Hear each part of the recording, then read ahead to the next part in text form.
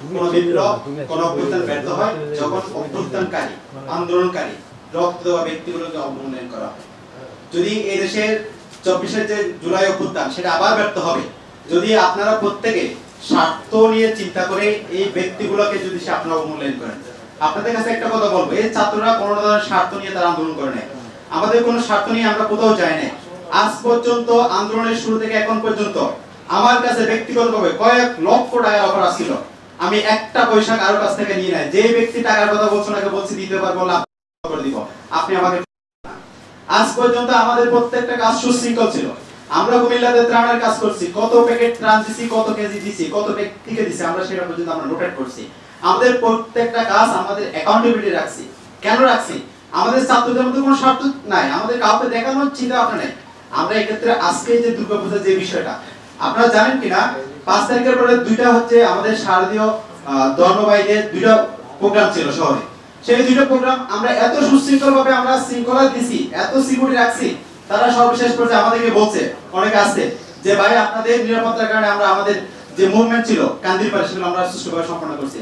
আমাদের ইউনো মহোদয় ছিলেন, রমেন ভাই ছিলেন, ওনার মাধ্যমে কেন আমরা সুষ্ঠুভাবে করতে পারছি? সুষ্ঠুভাবে করতে পারার একটাই কারণ ছিল, সেখানে কোনো স্বার্থ ছিল না।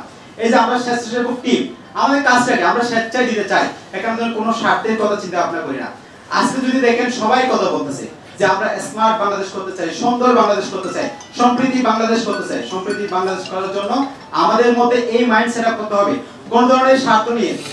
আপনি দেখেন, আমি কয়েকদিন আগে আমার একজন শিক্ষকের সাথে আমি একটু কথা বলতেছিলাম, স্যার আমি কি পড়াশোনায় মনোযোগ দিব সম্পূর্ণভাবে, নাকি আমি রাজনীতির দিকে চিন্তা করব, দেশের সেবা করার জন্য চিন্তা করব?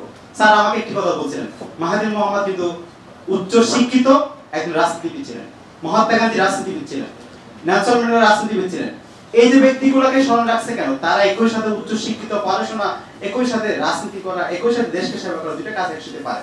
আমাদের মধ্যে ছাত্রদের মধ্যে অনেকেই চিন্তা ভাবনা ছিল যে আমি মনে হয় দেশের সেবা করবো, মনে হয় পড়াশোনা করতে পারবো না, পড়াশোনা করবো মনে হয় দেশের সেবা করতে পারবো না। আপনাদেরকে আমার বিষয়টা বোঝানোর জন্য, জাস্ট আমার উত্থাপনের জন্য না। এই আন্দোলনের সময় আমি কিছুদিন পর পর আসার সময় রাস্তায় যখন জ্যাম থেকে একটা বই পড়ে আসি। কেন? আমি যখন এখানে কথা বলবো, আমার মধ্যে যদি জ্ঞান না থাকে তাহলে আমি কথা বলতে পারবো না। আজকে সবার জন্য এটাই বলবো যে আমরা নিঃস্বার্থভাবে দেশের সেবার জন্য কাজ করবো।